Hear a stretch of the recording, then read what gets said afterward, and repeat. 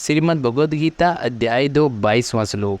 भगवान श्री कृष्ण अर्जुन को गीता का उपदेश देते हुए साफ साफ समझा रहे हैं कि जीवात्मा किस तरीके से एक शरीर से दूसरे शरीर में प्रवेश करती है, तो आखिर किस तरीके से एक व्यक्ति का पुनर्जन्म होता है और पिछले जन्म में आप क्या थे और अगले जन्म में आपका क्या हाल होने वाला है। आप अमीर घर में पैदा होंगे या गरीब, किस तरीके से भगवान श्री कृष्ण पूरी सच्चाई आपको भगवद गीता में बतला रहे हैं। आइए समझने का प्रयास करते हैं। यह वीडियो विशेषकर उन लोगों के लिए है जिनको लगता है कि पुनर्जन्म व्यक्ति का होता है और इसी पुनर्जन्म के आधार पर एक ही मनुष्य बार बार कई सारे जन्म लेता है। आइए शास्त्र क्या कहते हैं यह जानने के लिए हम खोलते हैं श्रीमद् भगवद गीता का अध्याय 2 22वां श्लोक। जैसे मनुष्य पुराने वस्त्रों को त्याग कर दूसरे नए वस्त्रों को ग्रहण करता है, वैसे ही जीवात्मा पुराने शरीरों को त्याग कर दूसरे नए शरीरों को प्राप्त होता है। अब इस श्लोक को पढ़कर बहुत सारे ज्ञानी जन, बहुत सारे साधक जो धर्म की तरफ आते हैं, उन्हें लगने लगता है कि यहाँ श्री कृष्ण अर्जुन को बतला रहे हैं कि जिस तरीके से एक व्यक्ति की मौत होती है तो फिर उसकी आत्मा दूसरे शरीर में कैसे पहुंच जाती है।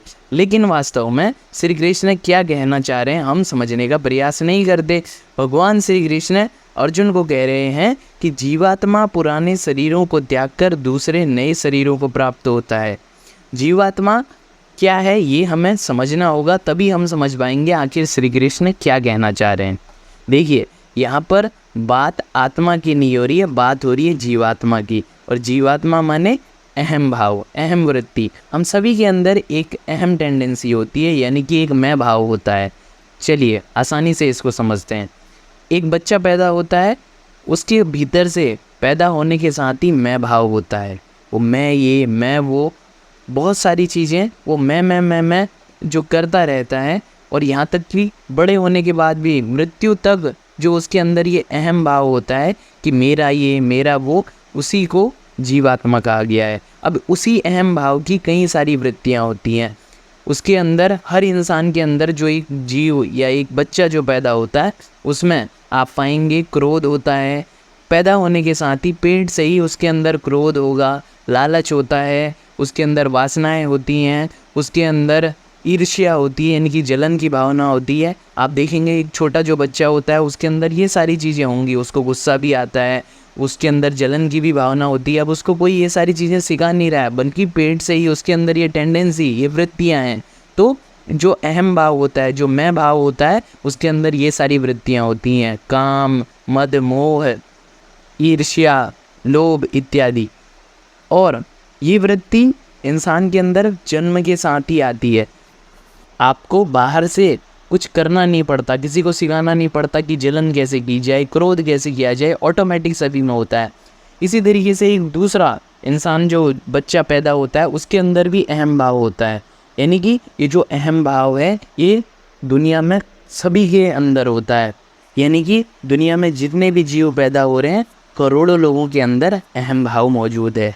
और इंसान मर जाता है, उसके बाद जब एक नया जीव पैदा होता है तो उसके अंदर ऑटोमेटिक वो अहम वृत्ति, मैं भाव आ जाता है। तो इसी को कह रहे हैं भगवान श्री कृष्ण कि जीवात्मा एक शरीर से दूसरे शरीर में, यानी कि कोई व्यक्ति अगर मरता है तो जो नया जीव पैदा हो रहा है उसमें आप इस अहम भाव को पाओगे। तो इसलिए हे अर्जुन, तुम्हें चिंता करने की, शोक करने की ज़रूरत नहीं है इन दुष्टों को मारने में। महाभारत का युद्ध चल रहा है, वहाँ एक तरफ कौरव हैं, एक तरफ पांडव हैं। तो अर्जुन जब शोक की मुद्रा में जाते हैं तो उन्हें भगवान श्री कृष्ण समझाते हैं कि इनके लिए शोक करने की ज़रूरत नहीं है, क्योंकि ये जो अहम भाव है जिसको तुम मेरा अपना समझते हो, ये तो सभी के अंदर है जन्म के साथ ही। एक शरीर से दूसरे शरीर में ये लगातार चलते ही आ रहा है। तो शॉर्ट में समझें तो जीवात्मा यानी कि अहम भाव सभी के अंदर है और इसी का पुनर्जन्म हो रहा है। अब इसी बात से बात आगे बढ़ती है और बहुत सारे लोग जिनको लगता है कि पुनर्जन्म होता है और स्वयं श्री कृष्ण ये बात कह रहे हैं, उन्हें मैं बताना चाहूँगा कि भगवान श्री कृष्ण कहीं भी किसी एक व्यक्ति के पुनर्जन्म की बात नहीं कर रहे हैं। वो नहीं कह रहे हैं कि अगर आज राहुल की मृत्यु होती है तो उसका किसी दूसरी जगह पर दूसरे ही घर में उसी अवस्था में नया जन्म हो जाएगा। वो ऐसा कुछ नहीं कह रहे हैं। जैसा कि हम अक्सर कहानियों में सुनते हैं कि एक व्यक्ति मरा और किसी 20 किलोमीटर दूर जगह पर या फिर किसी दूसरे देश में उसी की उम्र का और उसी के रूप रंग आकार का कोई व्यक्ति नया पैदा हो गया और हम कहते हैं उसका पुनर्जन्म हो गया।